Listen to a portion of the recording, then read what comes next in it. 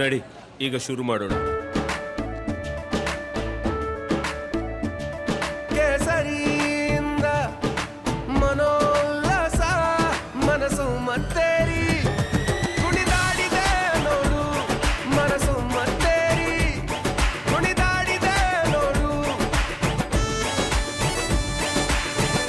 ಕ್ಷಣ ಕ್ಷಣವೂ ಆಚರಿಸಿ ಕೇಸರಿ ಹಬ್ಬ. ವಿಮಲ್ ಬಾಯಲ್ಲಿ ಹೇಳಿ ಕೇಸರಿ. ಪ್ರಜ್ವಲ್ ರೇವಣ್ಣ ಅವರನ್ನ ಭಾರತಕ್ಕೆ ವಾಪಸ್ ಕರೆತರುವ ಪ್ರಕ್ರಿಯೆ ಚುರುಕನ್ನ ಪಡೆದುಕೊಂಡಂತೆ ಮೇಲ್ನೋಟಕ್ಕಂತೂ ಕಾಣ್ತಾ ಇದೆ. ನಮಗೆ ಗೊತ್ತಿದೆ, ಮುಖ್ಯಮಂತ್ರಿಗಳು ಹಾಗೆ ಖುದ್ದು SIT ಎರಡೂ ಕಡೆಯಿಂದ ಕೂಡ ಪ್ರಜ್ವಲ್ ರೇವಣ್ಣ ಅವರ ರಾಜತಾಂತ್ರಿಕ ಪಾಸ್ಪೋರ್ಟ್ ಅನ್ನ ರದ್ದುಗೊಳಿಸಬೇಕು ಅಂತ ಹೇಳಿ ಕೇಂದ್ರ ಸರ್ಕಾರಕ್ಕೆ ಪತ್ರವನ್ನ ಬರೆಯಲಾಗಿತ್ತು. SIT ಅಂತೂ ಅರೆಸ್ಟ್ ವಾರೆಂಟ್ ಸಹಿತ ಒಂದು ಪತ್ರವನ್ನ ರವಾನೆ ಮಾಡಿತ್ತು. ಇದೀಗ ವಿದೇಶಾಂಗ ಸಚಿವಾಲಯ ಆಕ್ಟಿವ್ ಆದಂತೆ ಕಾಣ್ತಾ ಇದೆ. ರಾಜತಾಂತ್ರಿಕ ಪಾಸ್ಪೋರ್ಟ್ ಅನ್ನ ರದ್ದುಗೊಳಿಸುವ ಪ್ರಕ್ರಿಯೆಗೆ ಚಾಲ್ತಿ ಸಿಗ್ತಾ ಇದೆ. ವಿದೇಶಾಂಗ ಸಚಿವಾಲಯಕ್ಕೆ ಪತ್ರ ಬರೆದಿತ್ತು SIT ಅರೆಸ್ಟ್ ವಾರೆಂಟ್ ಸಮೇತ. ಇದೀಗ ಇದಕ್ಕೆ ಸ್ಪಂದನೆ ಕೇಂದ್ರದ ಕಡೆಯಿಂದಲೂ ಕೂಡ ಲಭ್ಯವಾದಂತೆ ಕಾಣ್ತಾ ಇದೆ. ಇನ್ನು ಇದರ ಜೊತೆಗೆ ಮುಖ್ಯಮಂತ್ರಿ ಸಿದ್ದರಾಮಯ್ಯ ಎರಡನೇ ಪತ್ರ ಬರೆದಿದ್ದಾರೆ ಪ್ರಧಾನಿ ನರೇಂದ್ರ ಮೋದಿ ಅವರಿಗೆ. ಪಾಸ್ಪೋರ್ಟ್ ರದ್ದಾದ್ರೆ ಪ್ರಜ್ವಲ್ ವಾಪಸ್ ಆಗಲೇಬೇಕು, ಅನಿವಾರ್ಯವಾಗಾದ್ರೂ ವಾಪಸ್ ಬರಲೇಬೇಕು. ಹೀಗಾಗಿ ತಕ್ಷಣಕ್ಕೆ ಕೇಂದ್ರ ಸರ್ಕಾರದ ಕಡೆಯಿಂದ ಈ ಕೆಲಸ ಆಗಲಿ ಅಂತ ಹೇಳಿ ಆಗ್ರಹಿಸ್ತಾ ಮುಖ್ಯಮಂತ್ರಿ ಸಿದ್ದರಾಮಯ್ಯ ಪತ್ರ ಬರೆದಿದ್ದಾರೆ ಎರಡನೇ ಬಾರಿಗೆ. ಇದಕ್ಕೂ ಕೂಡ ಪ್ರಧಾನಿ ಮೋದಿ ಅವರ ಕಡೆಯಿಂದ ಅಥವಾ ಕೇಂದ್ರ ಸರ್ಕಾರದ ಕಡೆಯಿಂದ ಪ್ರತಿಕ್ರಿಯೆ ಬರದೇ ಹೋದ್ರೆ ಕಾಂಗ್ರೆಸ್ ಪಾಳ್ಯಕ್ಕೆ ಮತ್ತೊಂದು ಅಸ್ತ್ರ ಸಿಕ್ಕಂತೆ ಪೊಲಿಟಿಕಲಿ. ನಾವು ಅಂದ್ರೆ ರಾಜ್ಯ ಸರ್ಕಾರದ ಭಾಗವಾಗಿ ಕಾಂಗ್ರೆಸ್ ಪದೇ ಪದೇ ಪ್ರಜ್ವಲ್ ರೇವಣ್ಣರನ್ನ ವಾಪಸ್ ಕರೆಸಲಿಕ್ಕೆ ಪಾಸ್ಪೋರ್ಟ್ ರದ್ದು ಮಾಡಿ ಅಂತ ಹೇಳಿ ಕೇಂದ್ರ ಸರ್ಕಾರಕ್ಕೆ ಮನವಿ ಮಾಡ್ಕೊಳ್ತಾ ಇದ್ರು ಕೂಡ ಕೇಂದ್ರ ಸರ್ಕಾರದಿಂದ ಸ್ಪಂದನೆ ಸಿಗ್ತಾ ಇಲ್ಲ. ನೋಡಿ, ಮುಖ್ಯಮಂತ್ರಿಗಳು 2 ಬಾರಿ ಪತ್ರ ಬರೆದಿದ್ದಾರೆ, SIT ಅವರು MEAಗೆ ಪತ್ರ ಬರೆದಿದ್ದಾರೆ. ಆದರೆ ಕೇಂದ್ರ ಸರ್ಕಾರಕ್ಕೆ ಪ್ರಜ್ವಲ್ ರೇವಣ್ಣ ಅವರನ್ನ ಪ್ರೊಟೆಕ್ಟ್ ಮಾಡೋ ಉದ್ದೇಶ ಇದೆಯಾ ಅನ್ನೋ ಪ್ರಶ್ನೆಯನ್ನ ಕಾಂಗ್ರೆಸ್ ಇನ್ನು ಮುಂದೆ ಕೇಳೋ ಸಾಧ್ಯತೆ ಇದೆ, ಇನ್ ಕೇಸ್ ಕೇಂದ್ರ ಸರ್ಕಾರ ಸ್ಪಂದಿಸದೆ ಹೋದ್ರೆ.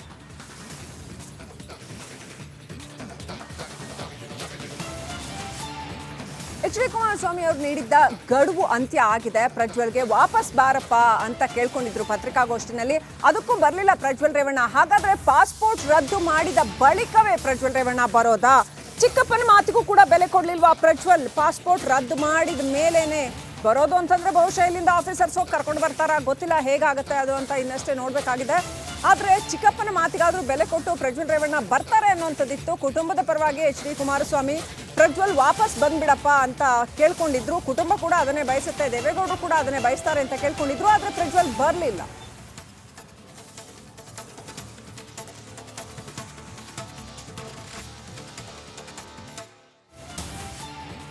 ಇವತ್ತು ಬರ್ಬೋದು ಪ್ರಜ್ವಲ್ ರೇವಣ್ಣ, ಅವತ್ತು ಬರ್ಬೋದು ಪ್ರಜ್ವಲ್ ರೇವಣ್ಣ. ಹೀಗೆ SIT ಅಧಿಕಾರಿಗಳು ಕೂಡ ಏರ್ಪೋರ್ಟ್ನಲ್ಲಿ ಕಾದು ಕುಳಿತಿದ್ದಾರೆ.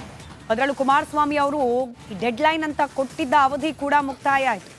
ಬರ್ತಾರಾ ಪ್ರಜ್ವಲ್ ರೇವಣ್ಣ ಗೊತ್ತಿಲ್ಲ. ಒಂದು ಕಣ್ಣಂತೂ SITಯದ್ದು ಏರ್ಪೋರ್ಟ್ ಬಳಿಯಲ್ಲಿ ಇದ್ದೇ ಇದೆ. ಹೀಗಾಗಿ ಅಲ್ಲಿಂದಲೇ ಕೆಂಪೇಗೌಡ ಅಂತಾರಾಷ್ಟ್ರೀಯ ವಿಮಾನ ನಿಲ್ದಾಣದ ಬಳಿಯಿಂದಲೇ ನಮ್ಮ ಪ್ರತಿನಿಧಿ, ನನ್ನ ಕಲೀಗ ನಿಖೇಶ್ ಕೊಠಾರಿ ನೇರ ಸಂಪರ್ಕದಲ್ಲಿದ್ದಾರೆ. ನಿಖೇಶ್, ಈಗಲೂ ಕೂಡ ಇದ್ದಾರಾ SIT ಅಧಿಕಾರಿಗಳು ಏರ್ಪೋರ್ಟ್ನಲ್ಲಿ? ಜೊತೆಗೆ ಒಂದು ಕಡೆ ರಾಜ್ಯ ಸರ್ಕಾರದಿಂದ ಪತ್ರ, ಹಾಗೆ SITಯಿಂದ ಪತ್ರ ರವಾನೆ ಆಗಿದೆ ಪಾಸ್ಪೋರ್ಟ್ ರದ್ದು ಮಾಡಬೇಕು ಅಂತ ಹೇಳಿ. ಈ ಒತ್ತಡಕ್ಕಾದ್ರೂ ಬರಬಹುದು ಪ್ರಜ್ವಲ್ ಅನ್ನೋ ನಿರೀಕ್ಷೆ. ಬೇರೆನೆಲ್ಲ ಅಪ್ಡೇಟ್ಸ್ ಇದೆ?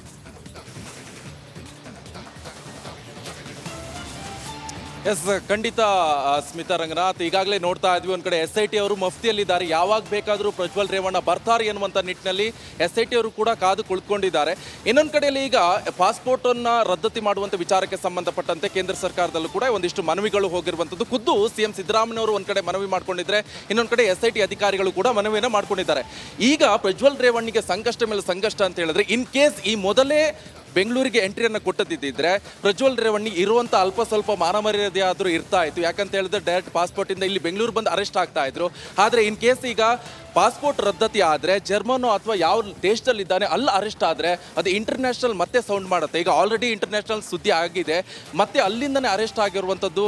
ಸಾಕಷ್ಟು ರಾಜತಾಂತ್ರಿಕ ವ್ಯವಸ್ಥೆಯಿಂದ ಅಲ್ಲಿಂದ ಡಿಕ್ಲೇರ್ ಮಾಡ್ಕೊಂಡು ಬರಬೇಕಾಗತ್ತೆ. ಈ ಎಲ್ಲ ಸುದ್ದಿಗಳು ಕೂಡ ಅಲ್ಲಿಂದ ಅಪ್ಡೇಟ್ ಆಗುತ್ತೆ. ಸಾಕಷ್ಟು ಇನ್ನಿಷ್ಟು ಮಾನವರದಿ ದೇಶಾದ್ಯಂತ ಅಂತಾರಾಷ್ಟ್ರೀಯ ಮಟ್ಟದಲ್ಲೂ ಕೂಡ ಹರಾಜಾಗುವಂಥ ಎಲ್ಲ ಸಾಧ್ಯತೆಗಳಿದೆ.